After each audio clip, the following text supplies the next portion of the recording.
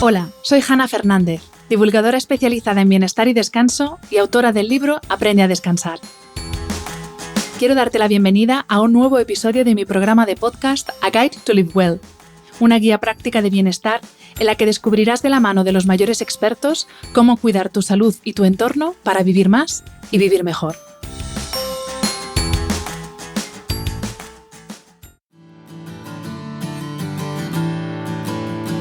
Buenos días, buenas tardes, buenas noches, dependiendo de cuándo estés escuchando este episodio. Y bueno, te adelanto que voy a hablar del mes de enero, de por qué es un mes muy cruel. Ahora te voy a explicar esto. Pero lo mismo estás escuchando este episodio más adelante y no en la fecha en la que se publica. Así que bueno, quizá no te resuene tanto, pero justamente estoy grabando esto el día 6 de enero de 2026. Hoy terminan oficialmente, bueno, mañana, porque hoy estamos disfrutando de los regalos de Reyes y del roscón, al menos aquí en España. A partir de mañana, pues vuelve la realidad y vuelven los famosos buenos propósitos. Enero es un mes muy extraño, la verdad, porque tiene mucho de promesas, de expectativas, pero también tiene trampa. ¿No crees? Enero es, pues eso, cuando nos decimos, ahora sí, este es mi año, o 2026 va a ser mi año. Este año voy a hacer más ejercicio, voy a comer más saludable, voy a priorizar mi descanso, voy a cuidarme más en general, o bueno, cosas menos elevadas o menos físicas, yo qué sé, voy a aprender inglés por fin, voy a sacarme el carnet de conducir, voy a probar la última asignatura que me queda para sacarme la carrera. Y sin embargo, a pesar de que es el mes de los buenos propósitos por excelencia y de las buenas intenciones y de las altísimas expectativas, las estadísticas son demoledoras. Y es que la mayoría de todos estos propósitos no llegan a febrero. Ahí lo dejo, no llegan a febrero, ni un mes nos dura la emoción.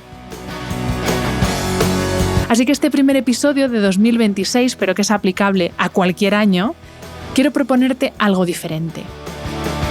Esto no va a ser una charla de motivación, tampoco va a ser una regañina en plan esto es todo culpa tuya, tampoco vamos a hablar de sé tu mejor versión, saca tu mejor versión, todas estas frases tan manidas y tan de redes sociales. Para eso vete a Instagram o vete a TikTok. No te voy a vender motos tampoco, ni te voy a hablar desde la ingenuidad y desde el paternalismo, que es algo que se está extendiendo mucho en programas, ya no solo de podcast, por todas partes. Porque vamos a ser honestos, si cada año repetimos el mismo ciclo, ¿no? y tropezamos con la misma piedra, es decir, propósito, entusiasmo, me vengo arriba, este es mi año, me empiezo a cansar, desgaste, lo dejo. Y te repito que esto sucede antes de que llegue febrero. Si esto nos pasa todos los años, quizás el problema no está en nuestra fuerza de voluntad, que es el tema central de este episodio, sino en la misma idea de que todo depende de nuestra fuerza de voluntad. Y de lo que voy a hablarte hoy precisamente, también para tu tranquilidad, es que no todo depende de ti, no todo depende de tu fuerza de voluntad y no todo es culpa tuya. Si te parece, vamos a empezar explicando, ¿no? O analizando por qué nos marcamos propósitos en enero o por qué enero es uno de esos momentos clave en los que nos marcamos estos nuevos propósitos. Esto es algo que la psicología conoce mucho, que se ha analizado mucho y de hecho tiene un nombre que es el Fresh Start Effect, es decir, el efecto nuevo comienzo. Y como te digo, es uno de los hallazgos más relevantes de la psicología conductual aplicada al cambio de hábitos. Este concepto lo ha desarrollado y lo ha estudiado en profundidad Katie Milkman, que es profesora en la Escuela de Negocios Wharton de la Universidad de Pensilvania. Milkman está especializada en ciencias del comportamiento y es autora de varios programas de podcast, muchos artículos y también autora del libro How to Change, Cómo cambiar. Entonces, ¿en qué consiste este Fresh Start Effect? Pues bueno, lo que hace este efecto es describir, o este concepto, mejor dicho, describe nuestra tendencia a sentir mayor motivación para cambiar cuando percibimos un inicio temporal significativo. Por supuesto, Año Nuevo es como por excelencia, ¿no? El inicio por excelencia. Pero también lo son nuestros cumpleaños, el inicio de semana, ¿no? Lo de el lunes empiezo la dieta, el comienzo de curso, para muchas personas el momento como de pasar o de iniciar nuevos propósitos, nuevos proyectos es en septiembre. A mí esto me pasa, más que a comienzo de año, para mí es septiembre. También un cambio de trabajo, una mudanza, es decir, momentos clave que suponen una fractura psicológica entre nuestro yo pasado, ¿no?, con nuestros errores, los fracasos, esos hábitos que no nos gustan y de los que nos queremos desprender, y nuestro yo futuro, ese yo idealizado, disciplinado, coherente, que consigue esos propósitos y esos objetivos que se plantea. Y en enero esta fractura es especialmente potente porque el calendario, ¿no?, legitima el paso ese de perdidos al río, en el que viven muchas personas durante especialmente las fiestas navideñas, en las que nos damos a todo, a beber, a trasnochar, a comer, ¿no?, el from lost to the river que decimos en España. No, pues el calendario legitima el paso de perdidos al río a la idea de borrón y cuenta nueva, ¿no? Parece que el 31 de diciembre es como venga todo la bacanal de todos los excesos, y el 1 de enero ya somos almas puras, súper estoicas, que nos vamos a consagrar a nuestros propósitos. Y esto psicológicamente es súper potente, porque cognitivamente ese paso de perdidos al río al borrón y cuenta nueva nos hace sentir que empezamos de cero. Además, nos libera automáticamente de esa carga de culpa que vamos acumulando durante el año por no conseguir las metas que nos marcamos. Y además, ese nuevo comienzo, ese fresh start, lo que nos permite es como tener una fuerza especial. Ya ves, esto es todo puro psicológico, porque nada cambia realmente. Pero es verdad que parece como que tenemos una fuerza especial, ya te digo, apoyado por esa legitimación que nos proporciona el calendario. Y Milkman lo que hizo fue demostrar esta teoría con un montón de estudios observacionales en las que se demostraba todo esto con datos. Y lo que ella demostró es que en enero aumentan considerablemente las inscripciones a los gimnasios. Esto no es nada nuevo, porque muchos de vosotros y vosotras seguramente os acabáis de apuntar al gimnasio o al box o a hacer cualquier actividad física. Además, en enero crecen las búsquedas relacionadas con dietas, ejercicio, organización y planificación del tiempo, y también, en general, se incrementan las conductas orientadas a la mejora personal. Y esto seguramente, no tengo datos, pero seguramente lo podríamos ver, por ejemplo, en cómo aumenta el número de ventas de libros de autoayuda, por ejemplo, que esto también es verdad que en las fiestas navideñas se ve porque es lo típico que regalamos, pero yo creo que también con esa intención de enfocarnos hacia la nueva etapa que se inicia en enero. Y una cosa que quede clara, o sea, el problema no es ese impulso inicial, el problema no es lo que sea, ya sea enero, sea cumpleaños, sea mudanza, sea separación, no es ese nuevo comienzo, ese impulso inicial que nos lleva a querer hacer cambios. El problema, ya te lo he adelantado antes, es que confundimos esa motivación temporal, la motivación, la intrínseca, siempre temporal, con la capacidad estructural de cambio. ¿Por qué digo que la motivación interna es temporal? Porque no podemos mantener el mismo nivel de motivación permanentemente todos los días del año. Por eso, cambiar las estructuras y los patrones es lo que realmente nos va a ayudar a conseguir esos objetivos que nos planteamos. Y es que ese concepto del Fresh Start Effect tiene un límite muy claro, y es que pues ese nuevo comienzo es un propósito que está en nuestra cabecita, pero está ahí. O sea, lo que cambia es el discurso que nos decimos a nosotros, pero no cambia ni modifica el entorno que nos rodea.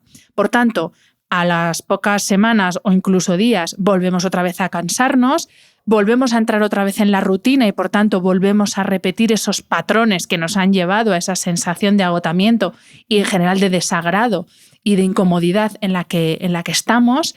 La motivación directamente desaparece, se diluye por eso, porque vuelve a aparecer la rutina y con ella el cansancio y la fatiga. Por eso enero es un mes muy potente porque psicológicamente nos posiciona, ¿no?, en ese lugar de nuevo comienzo, cambio, etc. Pero es un mes muy frágil porque, y te repito, el error no es proponerse las cosas y los cambios en enero. El error es creer que el cambio se puede mantener en el tiempo a lo largo de todo el año, con todo el contexto y todas las cosas que pasan a lo largo del año, solamente con esa intención que tenemos de cambiar. Es ahí donde está el quid de la cuestión de este episodio. Entramos en enero con una narrativa muy heroica, ¿no? De, pues eso, este año sí, 2026 es mi año, tengo más disciplina, todo va a ser diferente, todo va a cambiar. Pero esa narrativa ignora algo que es esencial, que es que nuestro cerebro no se reinicia el 1 de enero. Esto no es tan fácil como poner en un papelito lo que quiero quemar y mientras me tomo las uvas pedir 12 deseos, o sea, lo que sea el ritual que cada uno sigue. Como te digo, el cerebro no se reinicia el 1 de enero, es decir, que nuestros hábitos, nuestros automatismos, nuestro entorno, nuestro contexto siguen siendo los mismos a menos que los cambiemos. Y ese es el motivo por el que la fuerza de voluntad no es suficiente, porque el entorno, como te digo, la estructura sigue siendo la misma.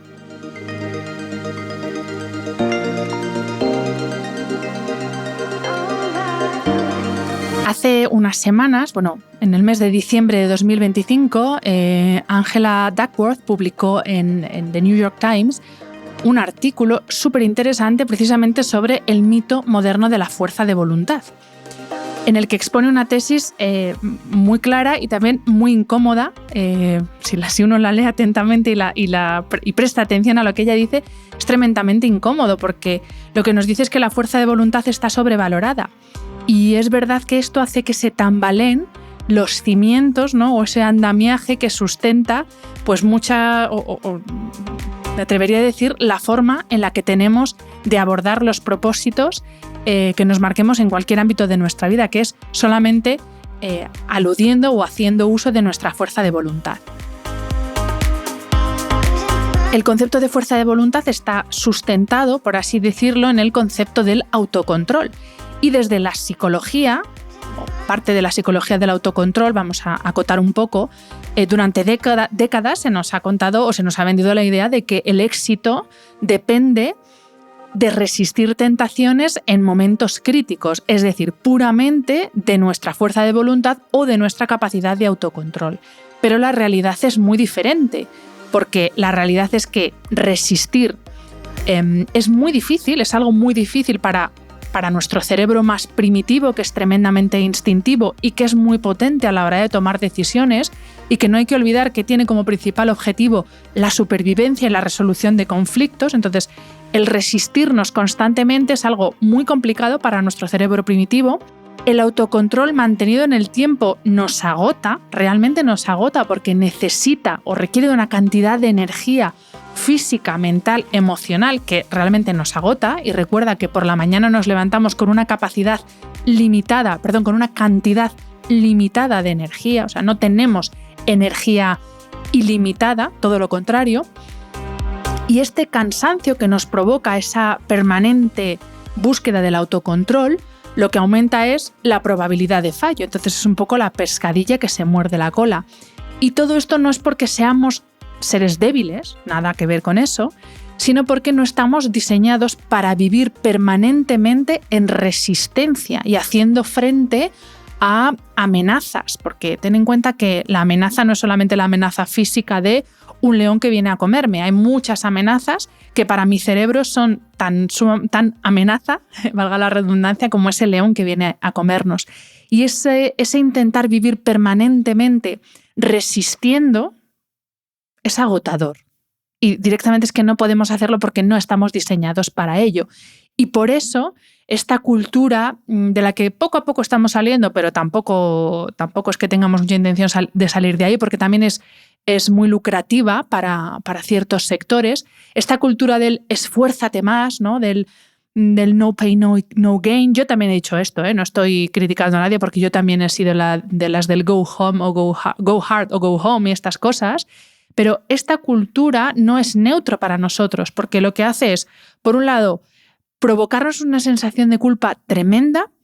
Esta culpa nos acaba llevando al autosabotaje, es decir, no valgo para nada, no soy capaz de mantenerme ni un mes en estos propósitos que me he marcado, total, eres tonta, eres una vaga, bueno, en fin, el autosabotaje.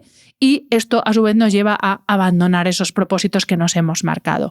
Y todo esto lo provoca esa cultura, pues eso del esfuérzate más, del, como te he dicho, no pain, no gain, el tu mejor versión y todas estas movidas que yo lo siento, pero cada vez huyo más de todas estas frases hechas que quedan muy bien en una gráfica de Instagram, pero que no tienen nada que ver con la vida real.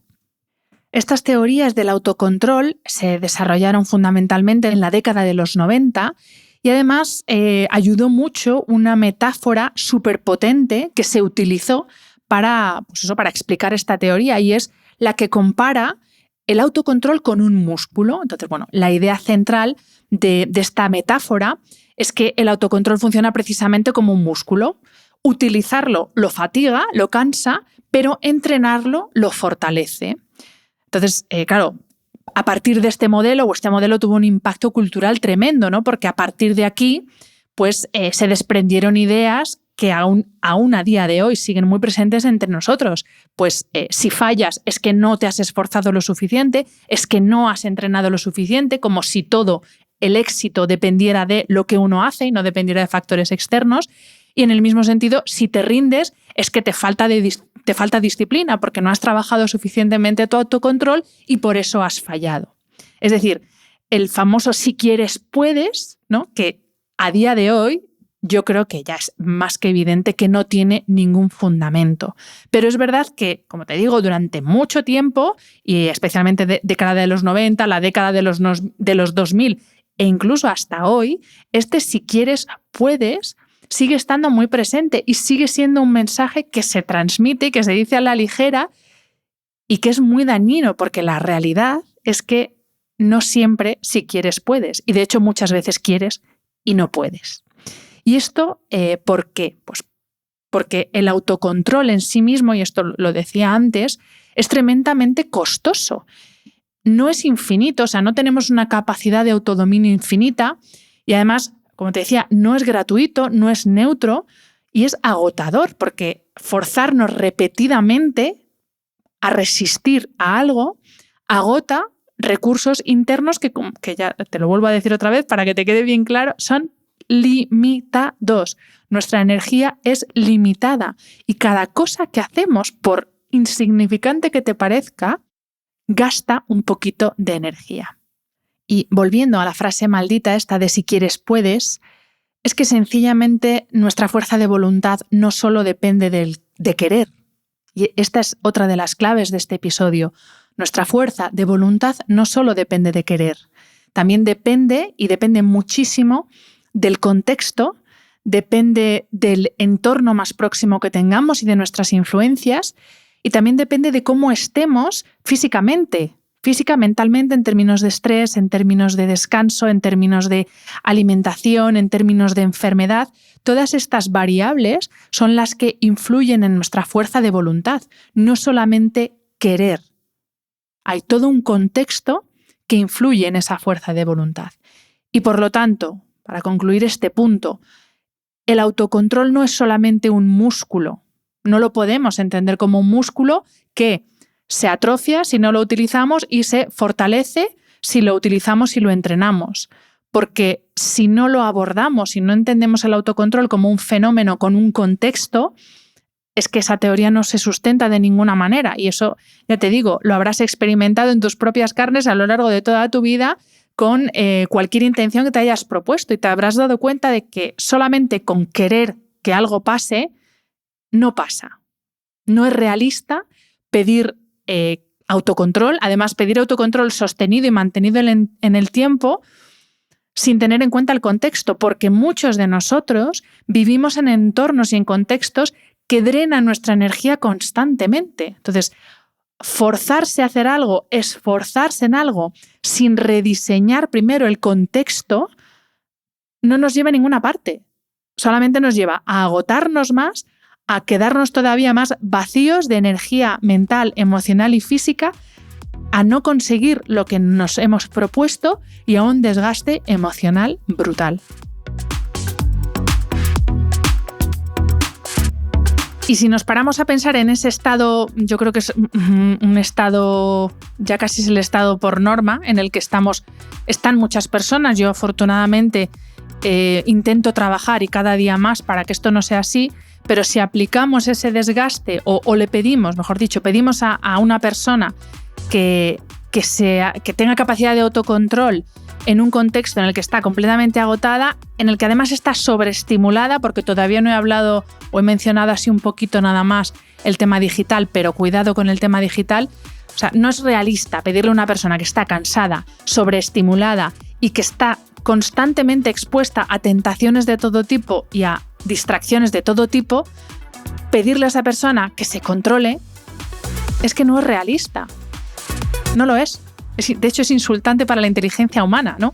Es como cuando una persona está con un ataque de nervios, tú le pides que respire y se calme. Claro, o sea, si fuera tan sencillo, ¿no? Si querer fuera poder, pues quizá no estaríamos con este nivel de desquicie con el que está la sociedad en general. Eso, lo que te comentaba, el pedirle a alguien que está cansado, que está sobreestimulado y que está expuesto a un entorno lleno de tentaciones, pedirle que se controle, no es pedirle disciplina, directamente es estar completamente desconectado de lo que es la realidad y sobre todo de cómo funciona nuestra psicología. Es importante que entendamos cómo funciona nuestro cerebro para que entendamos cómo podemos hacer para conseguir esas metas que nos proponemos. No sé si se te habrá pasado por la cabeza en algún momento desde que estás escuchando, la filosofía estoica, porque mucho de esto del autocontrol se ha utilizado, mal utilizado en mi opinión, desde algunas personas que no conocen la filosofía estoica, que no conocen la filosofía en general y han entendido muy mal, o mejor dicho, han querido aprovecharse de la filosofía estoica pues, para vender muchas motos, que también lo hay. Obviamente el estoicismo sí que habla del control, del autocontrol, pero el estoicismo no te pide que seas un héroe emocional, te pide que pienses con la cabeza, que distingas entre esas cosas que dependen de ti, sobre las que sí puedes actuar, de aquellas que no dependen de ti, sobre las que no puedes actuar. Esto es básicamente tú y el contexto. Hay parte de tu contexto sobre el que tú sí que puedes actuar. Hay parte de tu contexto sobre el que tú no puedes actuar. Pensar con claridad es tener claro sobre qué vas a actuar y cómo, y pasar olímpicamente de esas cosas o personas sobre las que tú no puedes actuar. Esta es la base del estoicismo. No voy yo aquí de experta ni experta en filosofía, aunque la estudio, ni tampoco, por supuesto, experta en estoicismo. Para eso te remito, por favor, a Pepe García, a sus libros, a su podcast, Pepe el Estoico, como yo dije en su podcast una vez y espero volver este año. Para mí él es un estoico tope de gama, es decir, que conoce muy bien la filosofía estoica y la predica muy bien, y además cuando le vas conociendo en lo personal te das cuenta de que se la aplica sobre sí mismo, que esto es muy importante. Así que, como te digo, yo no soy la experta en estoicismo, te remito directamente, te lo dejo enlazado, de hecho, al contenido de Pepe García, de El Estoico, yo le llamo Pepe el Estoico.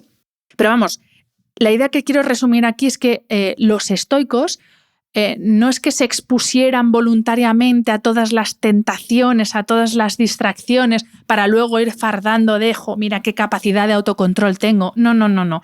Es mucho más sencillo, pero mucho más inteligente. Desde el estoicismo lo que se propone es un diseño de vida que evite que tengas que estar luchando todo el tiempo contra esas tentaciones, y aquí entendamos tentaciones no como, la caja de galletas que me tenta desde el armario de la cocina. ¿Entendés? Tentaciones como cualquier tipo de distracción que nos desvía del objetivo que nos hemos marcado y del estilo de vida que nosotros queremos vivir. Te repito, los estoicos no iban fardando de me expongo a todas las tentaciones y mira qué autocontrol tengo. No.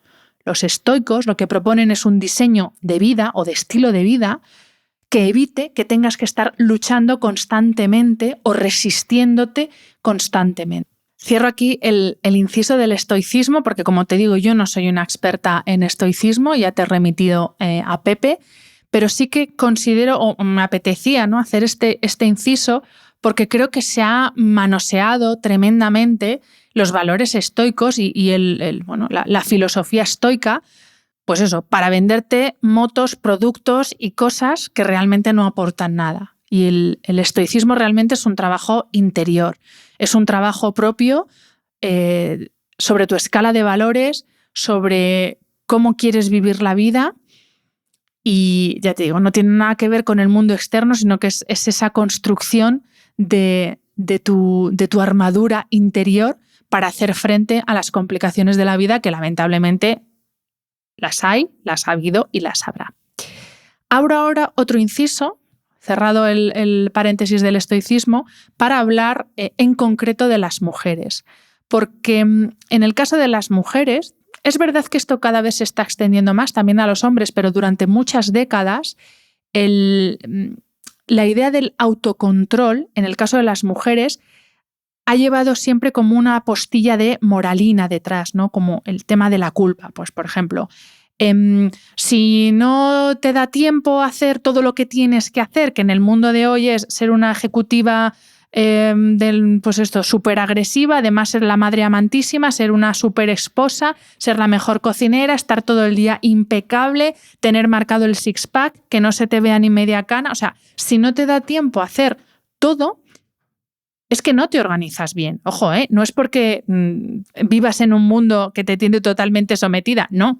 Es que tú no te organizas bien. Es decir, es culpa tuya. Otro ejemplo.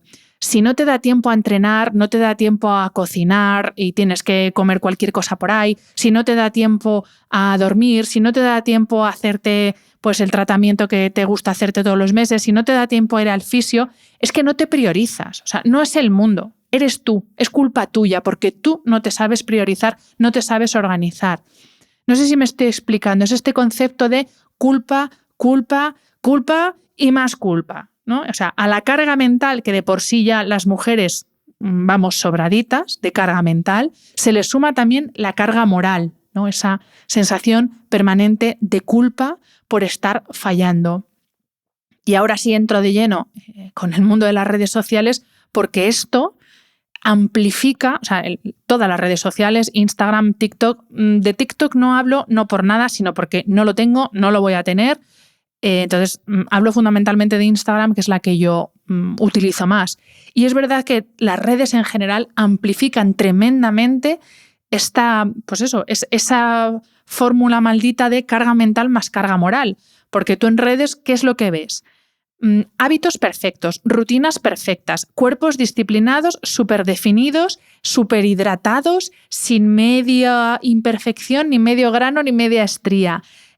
Rutinas, ya te digo, impecables, que no se saltan un minuto al día, todo minutado y todo perfecto. Por supuesto, y aquí hablo directamente porque esto sí que lo sigo bastante, el tema del sueño, ¿no? Esas estadísticas perfectas, ¿no? Oye, que mi Oura me ha puesto un 98% de puntuación para mi sueño de hoy. O sea, es como la perfección. Y no os digo nada ya, las que sois madres, y esa maternidad perfecta que se vende a través de redes sociales. Aquí os remito a otra persona que me fascina, a la que adoro, que es Laura Baena de Malas Madres. Seguro que muchas la conocéis. Pero claro, es que es estoico, nunca mejor dicho, lo que hace Laura y lo que hace toda esa comunidad. Porque es que en redes no se hace más que vender una maternidad perfecta que no existe. Ya te digo, yo no soy madre, aquí no me siento tan aludida o no lo padezco tanto, pero me pongo en el papel de una mujer que es madre y que quiere sacar adelante a su familia y además que quiere estar bien y que quiere cuidarse y que quiere ser medianamente feliz. Y chica, que se te quitan las ganas de vivir viendo lo que se ve en redes. Esta es mi percepción, ojo, yo aquí doy mucha opinión personal y estos episodios que hago yo sola además es pura opinión personal, pero es lo que yo percibo. Ya te digo, os digo, en este caso de la maternidad lo veo desde fuera, pero me parece que a todo lo que hay que sumar ya a la exigencia a la que nos sometemos y a esa autoexplotación a la que nos sometemos, como dice Byung-Chul Han, además en el caso de las madres es que se ha creado un nuevo factor de exigencia y de culpabilidad. La maternidad me parece terrible, terrible. Ya os digo, no puedo hablar desde la experiencia propia, pero desde lo que veo de fuera es como, jolín, además de todo ya, si encima eres madre, ahí tienes otro motivo, ¿no?, de culpa de no lo estás haciendo bien. En fin, que el resultado de todo esto, ya te digo, además amplificado por las redes sociales, al contrario de lo que se podría pensar, no es inspiración, no es motivación para mejorar esos aspectos de tu vida que quieres mejorar, sino todo lo contrario.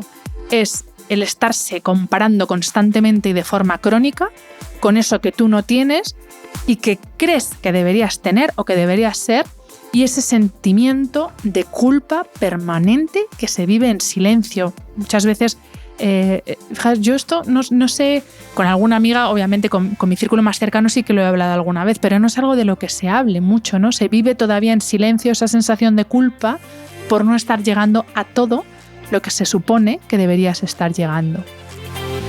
Y si algo ha demostrado la psicología, y en esto yo creo que es una opinión unánime, es que esa culpa mantenida en el tiempo no mejora nuestra adherencia a largo plazo, sino que acaba con ella.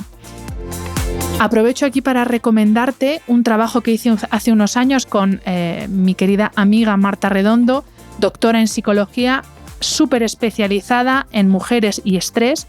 Hicimos un programa especial para Podimo. Es un podcast aparte que hicimos que se titula No me da la vida. Todavía lo podéis escuchar en Podimo con la suscripción, y además hay algún que otro episodio con Marta que también os voy a dejar enlazado en las notas del episodio para que los escuchéis si no los habéis escuchado, porque hablamos mucho de este sentimiento de culpa con el que vivimos las mujeres, madres o no, estas cosas del género femenino. Y a mí me encanta Marta porque es una persona tremendamente realista, tremendamente positiva, o sea, que no aborda la psicología desde... A ver, que no se me entienda mal, no es que ella no sea seria, es una persona tremendamente seria en su trabajo, pero dentro de esa seriedad hay formas de abordar los temas, ¿no? Más tremendistas o más optimistas de, bueno, esto es lo que hay, estos son los recursos que tenemos, vamos a ver qué podemos hacer.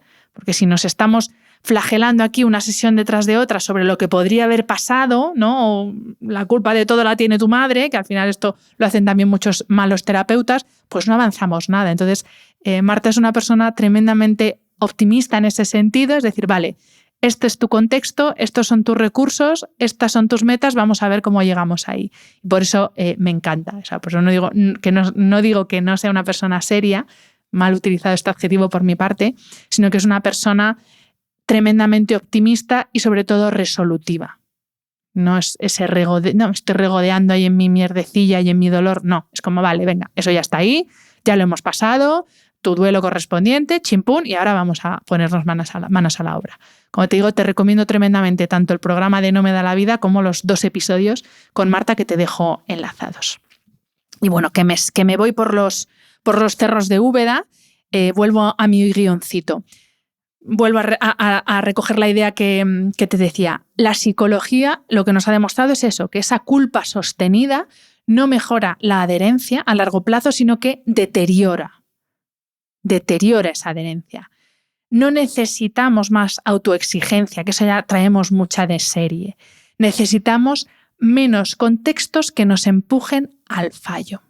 Y esta idea me viene al pelo para entrar en la parte, yo creo, más transformadora o más propositiva de este episodio, que es pues ver qué podemos hacer, porque yo también soy una persona muy resolutiva y claro, yo si cerrara aquí el episodio diría, pues no he hecho nada más que exponer la realidad, que bueno, quien vive en este mundo ya conoce la realidad en la que estamos, pero ¿qué podemos hacer? O sea, ¿qué podemos hacer para que realmente en 2026 aquellos objetivos que nos hemos marcado, y mira que he dicho objetivo y no propósito, aquellos objetivos que nos hemos marcado realmente los podamos conseguir? Y es aquí donde te quiero hablar, o el momento en el que te quiero hablar de la arquitectura de opciones. Toma ya el concepto. ¿Qué quiere decir esto de la arquitectura de opciones? Pues que el comportamiento humano responde más a cómo están organizadas nuestras opciones que a nuestras intenciones conscientes. Me explico. La mayor parte de nuestras decisiones no las tomamos tras un análisis consciente, deliberado y racional, sino que las tomamos de forma automática, teniendo en cuenta nuestro contexto y, si me permites, de forma reactiva. Lo que hacemos normalmente es primero actuar y luego buscar justificaciones para respaldar esa actuación y no actuar después de haber hecho un análisis consciente y deliberativo. Es decir, que básicamente a la hora de tomar una decisión, nuestro cerebro se rige por criterios más sencillos de lo que pensamos, más sencillos en el sentido de más instintivos y menos reflexivos. Pues, por ejemplo, cuál es la opción más visible o más evidente, cuál es la más inmediata, cuál es la menos costosa en tiempo y esfuerzo. Entonces, la que reúna todas estas condiciones es la que tiene más probabilidades de ser la opción elegida, independientemente de tus valores, de las intenciones, de los objetivos que tengas. Esto no significa que seamos débiles o que tengamos una personalidad débil. Habla básicamente de cómo funciona nuestro cerebro. Te recuerdo aquí las famosas 4 leyes de James Clear para adquirir hábitos atómicos. Es que es básicamente cómo funciona el cerebro. ¿Cuáles son estas 4 leyes? Te lo recuerdo.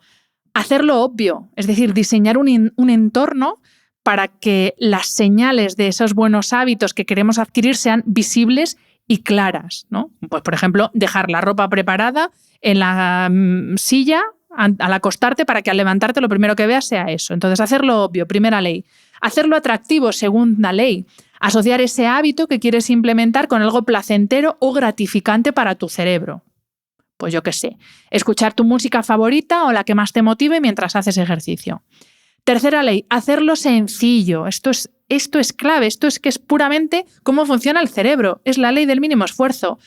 ¿Qué nos dice James Clear? Reduce la fricción y la dificultad para empezar. Entonces, para que ese hábito sea fácil de realizar, pues por ejemplo, si lo que queremos es empezar a meditar, pues no intentes meditar 60 minutos del tirón en silencio. Quizá es más inteligente empezar por algo más sencillo como una meditación guiada de 2 minutos, por ejemplo. Y cuarta ley, que esta también es muy importante porque el cerebro busca la ley del mínimo esfuerzo y la satisfacción, o sea, la supervivencia / satisfacción. Entonces, cuarta ley, hazlo satisfactorio. Son las pequeñas recompensas o asegurarnos, ¿no?, de que ese hábito que queremos implementar nos proporcione una pequeña recompensa, eso sí, inmediata, para que nos motive a seguir. ¿Por qué seguimos practicando sexo? Porque tiene una recompensa inmediatísima, ¿no? Creo que este es el ejemplo más evidente. ¿O por qué nos encanta comer dulce? Porque tiene una recompensa inmediatísima para el cerebro que hace que volvamos a repetir. Esta es la base de la evolución humana, queridos míos. Bueno, no tanto de la evolución, sino de mantener, el mantener la especie humana, o sea, el que no se extinga la especie humana o cualquier especie, la reproducción. ¿Y por qué lo hacemos? Claro, si tú solo te acordaras, aquellas que habéis sido madres, de los dolores del parto, no repetirías. Pero eso, digamos que se olvida, o eso dicen las madres, ¿no?, que ese mal momento se te olvida y solamente te acuerdas de todos los momentos maravillosos que te proporciona el haber sido madre, etcétera, etcétera, y por supuesto luego la recompensa inmediata que supone la práctica de relaciones sexuales. Pues es que esto es la base de cómo funciona nuestro cerebro, ¿no? Pues estas son las 4 leyes de James Clear, que te recomiendo absolutamente su libro Hábitos Atómicos. Ahora ya está por todas partes los conceptos de los que él habla, pero bueno, fue el primero que habló de cómo adquirir esos hábitos, así que ahí te dejo la recomendación de James Clear y por supuesto también te recomiendo la recomendación, los libros y el podcast de mi querida Amagoya de Habitúate a, porque también habla mucho de cómo no solo poner en marcha nuevos hábitos, sino mantenerse constante, ¿no?, y mantenerlos en el tiempo. Cierro paréntesis, como verás, en cuanto me salgo un poquitín del guión que tengo aquí escrito, de puntos que quiero tratar, me desvío completamente. Entonces, vuelvo otra vez al tema del que estaba hablando, que es el de la arquitectura de opciones. ¿Y cuál es verdaderamente el problema? Que es justamente tener demasiadas opciones.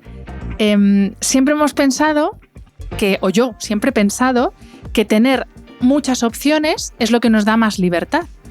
Pero, no sé si es la edad, la experiencia, no sé qué es, cada vez soy más consciente de que esto no es así y que es todo lo contrario. ¿Por qué? Porque el tener muchas opciones para elegir lo que hace es, por un lado, nos provoca parálisis decisional o parálisis por análisis, es decir, tengo tantas opciones y además si eres una persona tremendamente racional como yo, tienes que analizarlas todas y darles muchas vueltas a todas y los pros, los contras. Te pasas la vida analizando las opciones que tienes, pero nunca tomas una decisión, nunca te decides por una. Esa es la parálisis por análisis. ¿Qué más cosas nos provoca el tener exceso de opciones? Ansiedad anticipatoria. Esto también tiene que ver con lo que decía antes de la parálisis por análisis. El hecho de pensar en qué puede pasar si eliges la opción A, la opción B, la C, la D, la E, la F, te provoca ansiedad anticipatoria por las posibles consecuencias negativas que esa opción puede tener.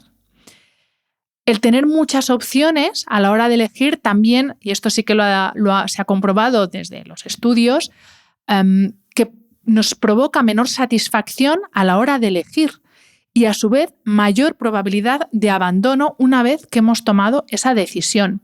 Esto, como te digo, se han hecho muchos experimentos desde la psicología, como por ejemplo los que ha hecho Barry Schwartz sobre el concepto es en inglés, the paradox of choice, la paradoja de la elección.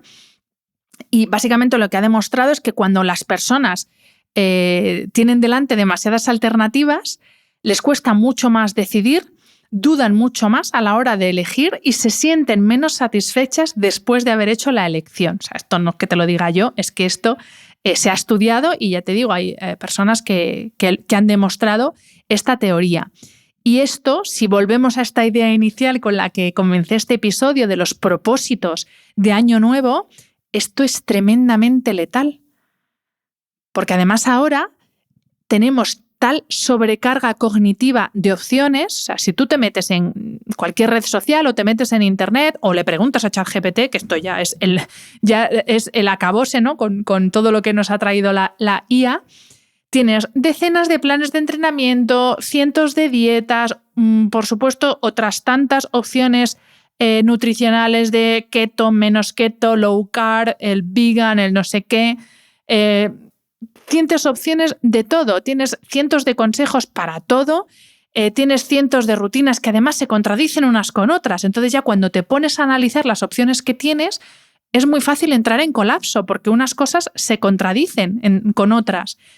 El resultado de todo esto, de tener muchas opciones, no es en absoluto la motivación, es, como te decía, la sobrecarga cognitiva y el caer en eso que te explicaba antes de la parálisis por análisis, la dificultad para elegir, etc. Y cuando la mente se sobrecarga, ¿qué es lo que hace? Volver a lo que conoce, no a lo óptimo, no a ese nuevo patrón que quiere adquirir, no a ese nuevo hábito, sino vuelve a lo conocido. Y por eso, aunque tengamos toda la información del mundo, aunque tengamos todas las opciones del mundo, es tan complicado adquirir nuevos hábitos, cambiar patrones o cambiar estructuras y sistemas, porque tenemos tal sobrecarga cognitiva que tenemos la mente agotada. Te vuelvo a repetir, la cantidad de energía que tenemos cada día es limitada. Si la vamos desperdiciando, analizando posibles opciones, con todas estas cosas que te he contado, en el momento en el que la mente tiene que hacer un esfuerzo de verdad, real, de recursos para cambiar algo, no los tiene. Y entonces, ¿qué elige? El camino que conoce. Tan sencillo y tan complejo a la vez. Porque, te lo vuelvo a decir, y perdóname que me repita, soy una persona que me repito mucho, pero es que para mí es más fácil consolidar conceptos cuando se repiten mucho. Decidir tiene un coste energético tremendo. Cada decisión que tomamos, creo que tomamos alrededor de 35.000, 40.000 decisiones al día, porque claro, decidir no es solamente ¿quiero cambiar de trabajo o no? No. Decidir es ¿me levanto ahora que está sonando el despertador o hago snooze y me quedo 5 minutitos más?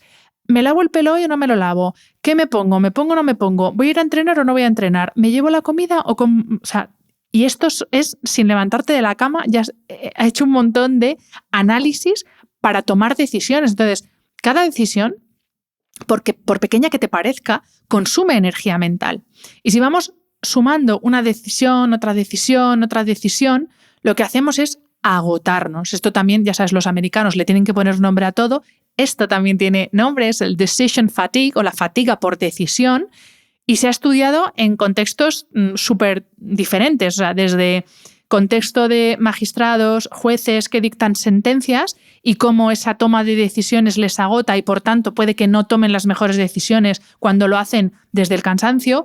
Por supuesto, en el ámbito sanitario, médicos que toman decisiones clínicas y que si están cansados toman peores decisiones. Yo esto, abro otro paréntesis, espero no extenderme mucho, pero esto lo vi cuando hice el trabajo de fin de máster, en mi máster en bioética. El tema de mi trabajo de fin de máster fue básicamente si es ético exponer a los profesionales sanitarios a turnos rotatorios y a turnos de 24 horas que les drenan la energía, porque esto repercute directamente en su trabajo.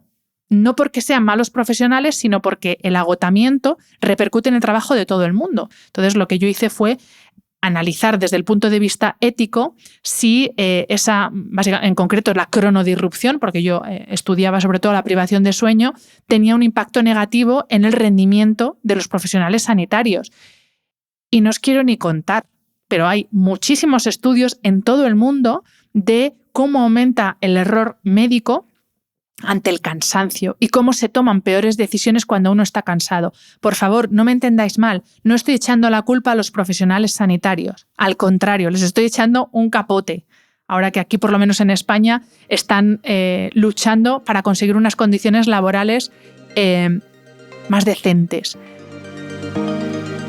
Ese permanente agotamiento o ese estado de agotamiento que sí o sí tiene cualquier persona después de estar 24 horas sin trabajar, pues en el caso de los médicos puede tener consecuencias fatales. Y vuelvo a aquello de lo que te estaba hablando, al concepto de la fatiga por decisión. Eso también se ha estudiado. Te daba el ejemplo de los jueces, también ejemplo de médicos, las decisiones que toman, pero también se ha estudiado en ambientes mucho más banales, como por ejemplo las elecciones que hacen los consumidores en el supermercado. Por eso se recomienda, por ejemplo, no ir a hacer la compra si tienes hambre, si estás cansado, si estás disgustado, porque todo eso al final lo que hace es que tu capacidad de decisión o de tomar buenas decisiones disminuya, que aumente la impulsividad, que elijas las opciones más fáciles, no las mejores, pues en vez de elegir distintos ingredientes para prepararte tú una lasaña casera, ya no te digo una ensalada, pues elijas la precocinada que se hace en 5 minutos en el microondas. Y además a todo esto, y vuelvo a mi terreno que es el sueño, si has dormido mal o has dormido poco, este proceso es todavía más costoso y mucho más errático. Y lo mismo te estás planteando, ¿y qué tiene que ver, Hanna, todo esto que me estás contando ahora con esa idea inicial del autocontrol, de la fuerza de voluntad, de los propósitos de Año Nuevo? Y es que tiene todo que ver. Ahora voy a empezar a cerrar el círculo y a cerrar el episodio. Cuando acumulamos decisiones irrelevantes a lo largo del día, lo que hacemos es agotar los recursos, tanto energéticos como de otro tipo, que tenemos para tomar decisiones importantes. Y al final, el establecer hábitos saludables o el llevar a cabo o el trabajar por conseguir objetivos y propósitos que nos hemos marcado necesitan energía. Y si no tenemos energía, pues te digo lo que te acabo de decir. Volvemos a las opciones que conocemos, a las más fáciles y que no siempre son las mejores. Así que si justamente ahora te encuentras en un momento de estos importantes del año, importante entre comillas, en un punto de inflexión y tienes delante una lista de propósitos, recuerda la idea inicial, ¿no?, con la que hemos empezado este episodio. No lo dejes todo en manos de la fuerza de voluntad, porque la fuerza de voluntad o el autocontrol en sí mismo, solo de forma aislada, no sirve para mucho o no sirve para mucho tiempo. ¿Por qué fracasan los propósitos de Año Nuevo? En primer lugar, porque nos los planteamos precisamente como deseos y no como objetivos que conseguir siguiendo un plan estratégico. La planificación de pequeños hitos en el tiempo es fundamental. Fracasan porque nos los planteamos casi como decisiones heroicas, ¿no? O sea, y pensamos pues eso, que a fuerza de voluntad y a fuerza de esfuerzo y de encabezonarnos en algo lo vamos a conseguir. Y nos olvidamos de que el contexto influye tremendamente en nuestra capacidad para conseguir nuestros objetivos. Fracasan porque muchos de esos propósitos lo que exigen es una fuerza mantenida en el tiempo, fuerza, autocontrol, autodisciplina, y no exigen un rediseño de las estructuras, del estilo de vida, de los procesos, de los sistemas. Si no cambia nada en el entorno, es muy difícil que a base de fuerza de voluntad consigamos nada. También fracasan porque se ejecutan en entornos que están totalmente saturados de opciones. Recuerda lo que te decía antes, tener muchas opciones no es tener más libertad. La libertad no reside en tener infinitas opciones, sino en tener la capacidad de sostener y mantener en el tiempo la elección o la opción por la que nos decidimos. Los propósitos de Año Nuevo también fracasan, y esto para mí es, yo creo que es la base de todo, porque intentamos abordarlos ignorando nuestro estado físico, nuestro estado mental y nuestro estado emocional. Si llegamos agotados al final de las fechas navideñas, que le suele pasar a mucha gente, si llegamos intoxicados por lo que hemos comido, por lo que hemos bebido, porque no nos hemos movido, porque no hemos dormido bien, si llegamos con altos niveles de estrés, y esto, bueno, no he hablado, pero las fechas navideñas es un momento de muchísimo estrés para muchas personas. Estrés no solo por la de cosas que hay que hacer, sino también estrés por la soledad, por verse obligado a relacionarse con familia y con personas que no queremos, o sea, todo eso es estrés. Pues cuando intentamos abordar esos propósitos o esos objetivos nuevos desde ese cansancio, desde esa fatiga, desde ese nivel de estrés, ya te digo yo que el fracaso está asegurado. Es que es así, es que necesitamos energía, necesitamos unos mínimos físicos, mentales y emocionales para hacer frente a los nuevos retos. Los propósitos que funcionan son aquellos que reducen las opciones entre las que decidir y los que no dependen únicamente de nuestra fuerza de voluntad y nuestra resistencia constante, porque eso es agotador. Los propósitos que funcionan no son los épicos, no son los heroicos, son los que mantenemos en el tiempo. Esos son los hábitos. Recuerda que los hábitos no se construyen con intensidad, se construyen con constancia. Es mucho más efectivo hacer media horita de lo que sea que te has propuesto cada día que hacer 3 horas un único día. Es mucho más efectivo todos los días adelantar un poco la hora de la cena que un día hacer un ayuno de 72 horas pensando que eso te va a ayudar a dormir mejor y te va a limpiar el cuerpo. Recuerda que los hábitos se construyen con consistencia y con regularidad y no con intensidad. Y para terminar, te quiero dejar por aquí una frase maravillosa de James Clear. Te recomiendo absolutamente su newsletter, en la que te la voy a leer en inglés y luego te la digo en castellano. Dice así: You may want the results, but do you want the lifestyle? Te traduzco. Probablemente quieras un resultado concreto, pero ¿quieres el estilo de vida que necesitas para conseguir ese resultado? Creo que esta frase resume perfectamente todo lo que te he contado y todo sobre lo que he divagado en este episodio. Cuando los hago yo sola voy saltando de un tema a otro, porque bueno, esa es un poco mi mente y este episodio no tiene edición. Tengo un pequeño guión con 4 puntos que quería tratar, pero aquí no hay nada escrito previamente y por supuesto no hay edición, no corto nada. Y creo que esta frase, por si necesitas una idea que llevarte, ¿no?, un poco más cerrada, creo que define muy bien todo lo que he tratado en este episodio. No basta con querer el resultado, porque es imposible alcanzar ese resultado si no estamos dispuestos a crear un estilo de vida que nos permita llegar a él. Y esto es aplicable a todo. Da igual el resultado que te propongas. Imagínate que tu resultado es, el resultado que te propones es hablar inglés o mejorar tu nivel de inglés. Si eso no va acompañado de una prácticamente diaria, valga la redundancia, de inglés, ya sea con clases de inglés, escuchando audios en inglés, leyendo en inglés, ese es el estilo de vida que requiere que tú acabes el año hablando mejor inglés. Si lo que quieres es tener un estado de salud en general mejor, el estilo de vida que requiere eso es que te alimentes de forma saludable, que hagas ejercicio a diario, que manejes tus niveles de estrés, que duermas todos los días las horas que necesitas dormir y en unos horarios consistentes y regulares. Ese es el estilo de vida que necesitas para tener un estado de salud general bueno. Si no estás dispuesto, y aquí no entramos en juicio, oye, cada uno es libre de elegir lo que quiera, si no estás dispuesto a hacer tuyo ese estilo de vida, no esperes conseguir ese resultado. Gracias por estar aquí un año más y ya van 7. En enero de 2026 este programa de podcast cumple 7 años. Comenzó su andadura en enero de 2019 Y bueno, aquí seguimos con cambios, todavía con muchas dudas sobre qué hacer y cómo hacer para no perder el tren del sector del podcast tal y como está hoy. Ya haré un episodio, yo creo, sobre esto, también para desquitarme un poco, pero bueno, esto lo dejo para más adelante. Te doy las gracias por estar aquí un año más y, por supuesto, te pido tu ayuda para que este episodio y para que este programa siga siendo visible y siga estando entre los más escuchados de los podcasts en español. Y a pesar de todo, sigue siendo uno de los programas más escuchados y esto es gracias a ti. Así que, por favor, antes de apagar el teléfono o de irte a hacer otra cosa, que luego se te va a olvidar, suscríbete en la plataforma en la que lo estés escuchando y, por favor, mándaselo por lo menos a alguna persona. Seguro que hay una persona a la que sabes que este episodio le va a ayudar. Así que gracias por suscribirte y gracias por compartirlo.